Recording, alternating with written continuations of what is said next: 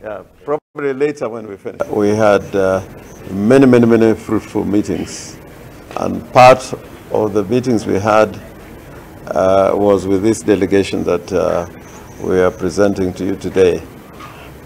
This delegation is here to tour Siaya, and as soon as we finish this press briefing, they're going to go to the field. Their forte is in agriculture, and particularly what we are putting our focus on is rice. Per hectare. Per hectare. Rice is just one of their forte. There are people in the blue economy. One of the members of the delegation, Mr. Krishna, is already doing fish farming in Kisumu and in Luanda Kutieno. So he accompanied this delegation. I've known Krishna for some time. With the Victoria Lake Development Authority, as a governor, actually, he was there in Delhi a few months back.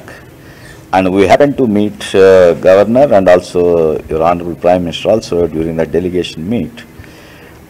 So there were quite a lot of expectation was there that whether Indians can come here to bring the technology and also the investments into this kind of a thing.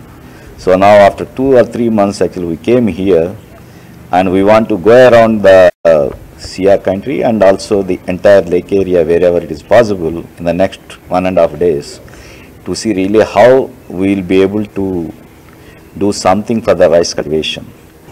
Rao from India. My organization is called Pranadhara. We are working in the complete rice mechanization.